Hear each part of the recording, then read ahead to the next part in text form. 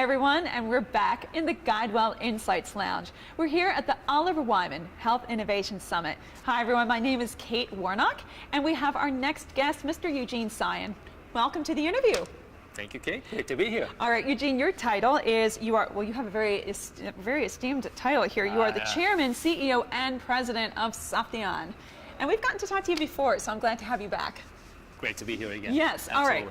All right, so here we are, we're right in the beginning of open enrollment, so that we're just about a week in. Eugene, give us your predictions on what we'll see from the market, and is this going to be a truly disruptive year?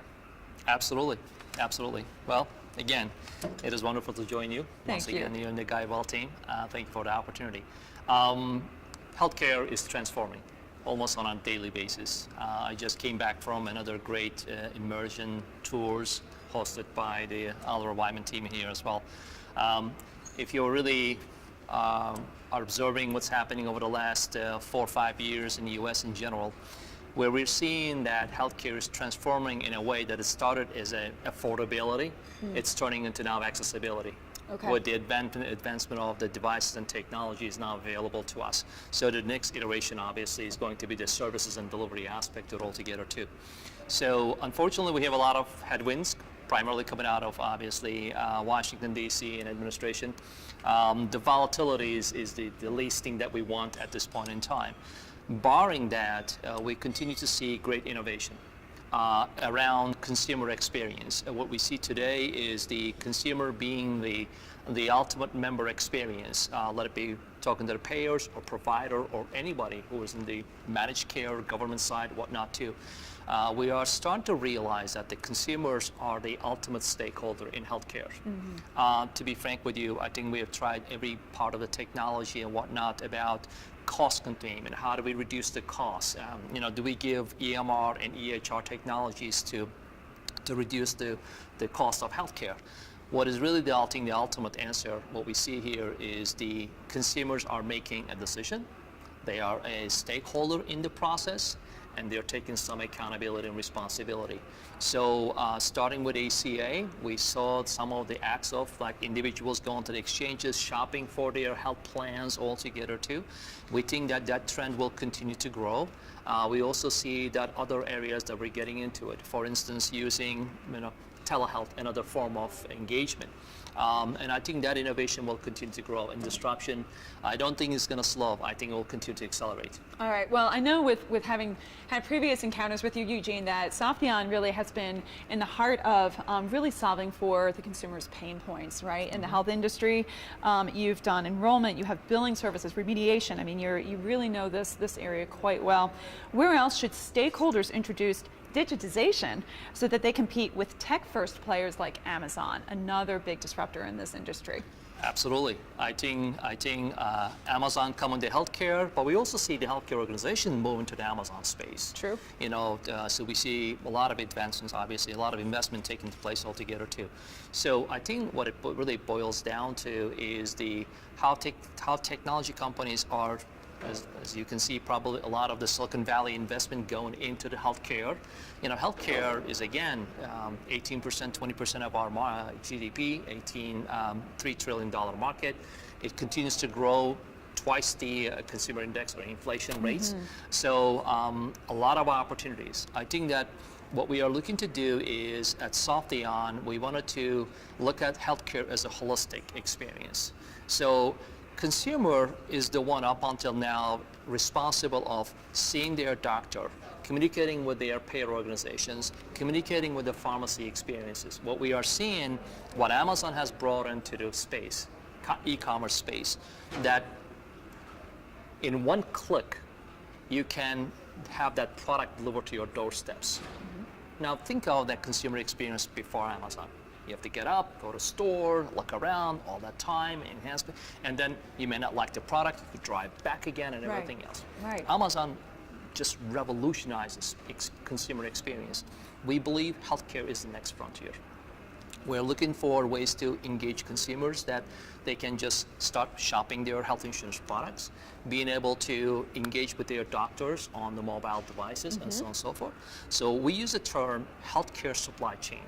Really, that's Sayan's mission. In fact, our tagline is making healthcare affordable, accessible, and plentiful. All right. So that's our mission, and we're working on it. That's a great mission to have. Well, again, Eugene, I love talking to you because you do have such a broad and deep technology background, and so that takes me to my next question, another one for your opinion. So AI and its applications to medicine is all over the news. In your opinion, how might AI and machine learning be used within the payer industry, and are payers ready for this new technology? Absolutely, absolutely. So artificial intelligence has been around for some time.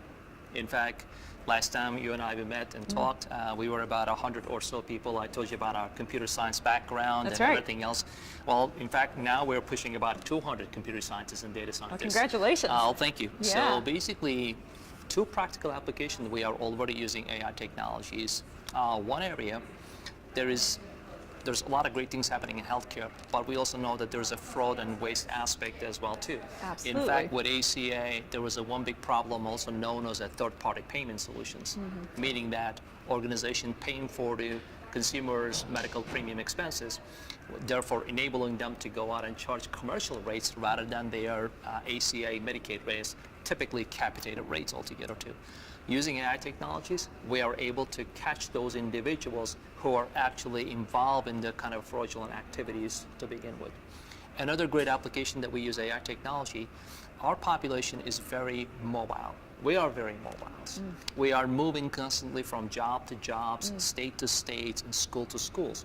Well, it is very important, probably one of the most important things in healthcare, how do you keep track of those individuals? Because what we want to be able to carry your medical history as you move from one state to another state, as you move from one health plan to another health plan.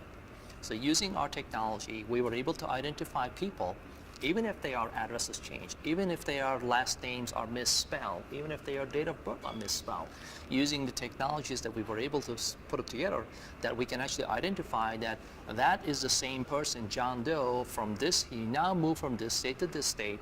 Let's bring all their history, all their social determinants as becoming another next buzzword topic altogether about where people live, what's their education level, what's their employment history about that, because typically those signs, if someone is fallen behind their insurance premiums, well, that could be an indication maybe they lost some jobs, something happening in their family, and that could lead down to some kind of a behavioral health issues altogether too.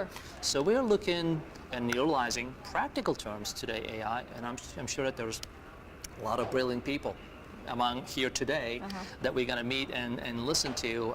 There are many, many different areas. I think the AI has come, technology is there, the computational power, what we carry in our mobile phones, what it used to be in our desktops, what it used to be in some kind of a basement data rooms, now we carry it in our pockets. So I think the machine learning, artificial intelligence is about to disrupt and change in a good way. There's always, like any other technology, there's always a kind of double-edged sword. Right. But I think we're going to benefit, at least for the time being, until they become really, really smart.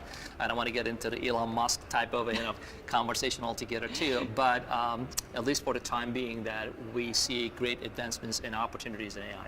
All right. Well, Eugene, it's always an education when we have you here in the GuideWell Insights Lounge. Just thank you for sharing all those insights with us. This is Kate Warnock. Thank you so much for watching. Thank you.